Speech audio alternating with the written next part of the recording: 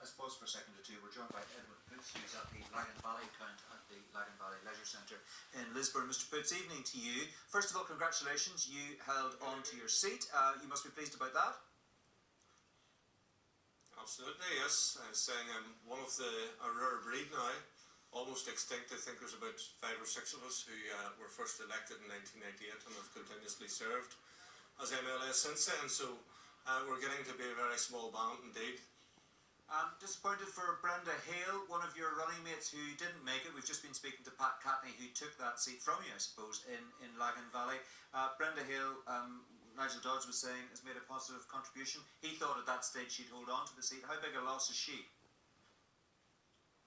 Absolutely. Very, very disappointed that we have lost Brenda as part of our DUP team.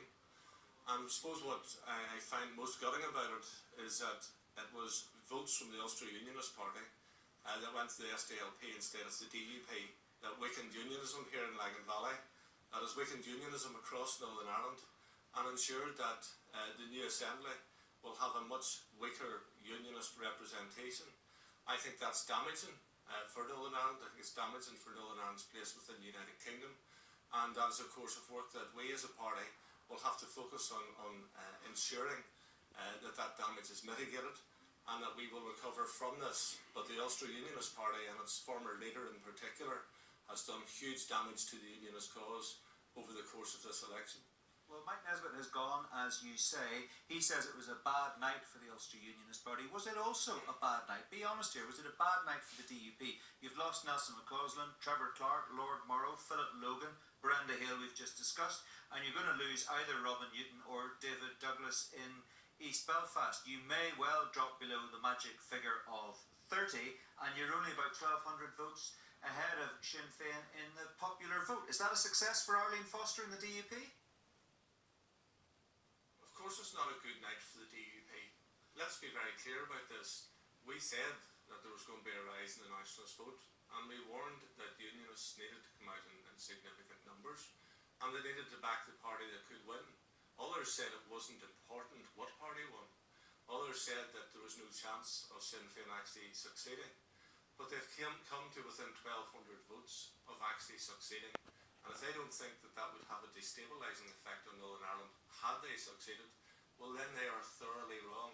I think that many people who actually came out and increased the DUP vote, increased the DUP mandate, against all the odds, against all of the other parties, and against this particular corporation, the BBC, who exercised such bias in its reporting over the course of the last number of months.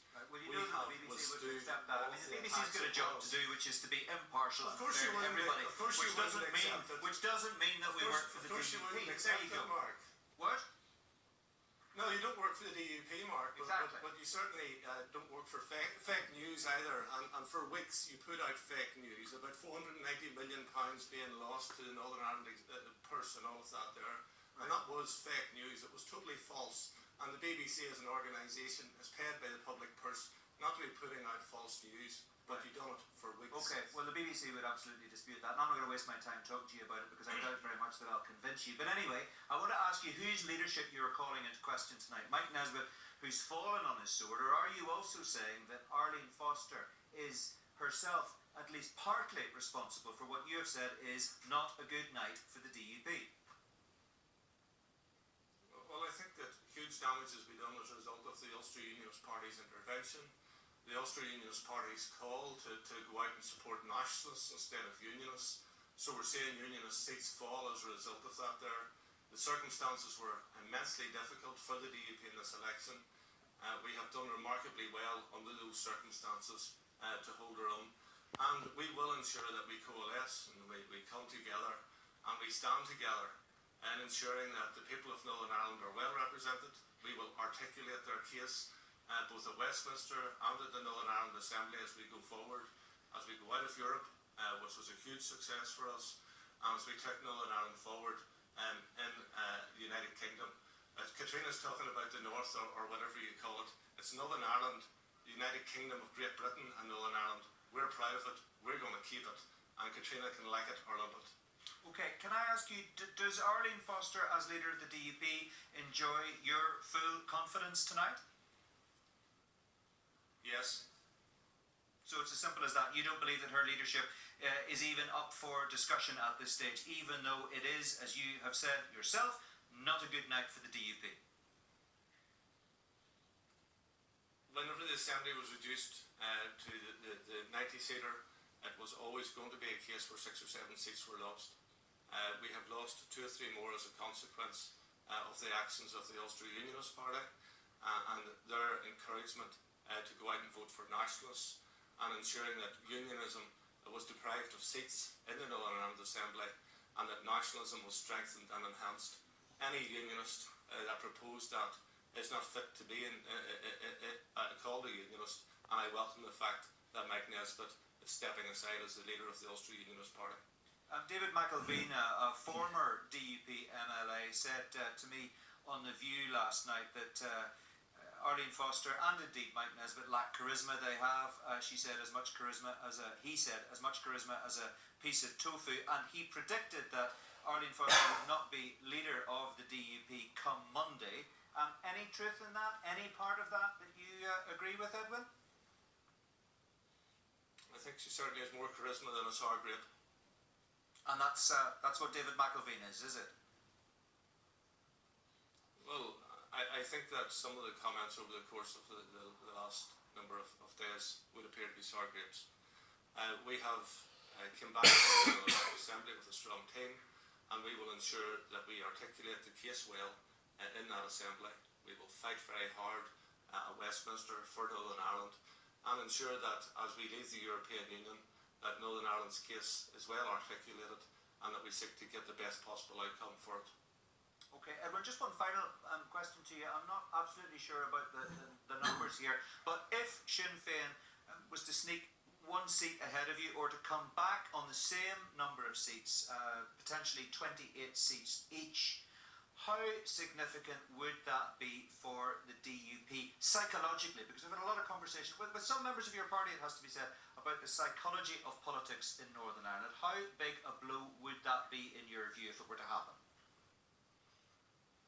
Well, it would demonstrate that the message that we were putting out was an accurate message, that it wasn't fear or it wasn't some scare story, that we indeed were in a close battle. And for others to say that it doesn't matter, of course it matters. I'm thankful that we haven't come out in second place, we have come out in first place, but it's almost a full finish, and that's not a position that we want to be in future elections. Well, what it says is that you were right in your argument that it could happen, but it also says, with respect, Edwin Poots, that you didn't persuade people, enough people, to support you to prevent it from happening in the first place.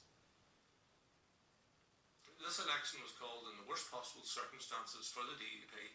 People knew that we were in a difficult place and sought to kick us when we were down, but we were tough enough to come through it, we were resilient enough to come through it, and we have still come out as the lead party in Northern Ireland, and we will lead for Northern Ireland. Be absolutely assured of it, we will lead for Northern Ireland, and we will not let our case go by default. We go into these negotiations and talks that will take place, and there will be a degree of pragmatism, as there should be, but we will also be tough. And on those issues, which we have convictions, Sinn Féin can be absolutely assured that there will be absolutely no caving in on them, and that'll be a matter for them to decide what to do, but we will not be caving in on matters which we have strong convictions on. Alright, okay. Look, good to talk to you as always, Edwin. Thanks very much indeed. Congratulations Thank to you on a personal front. Nice to talk to you. No doubt we'll talk again in the not too distant future. Stephen, I want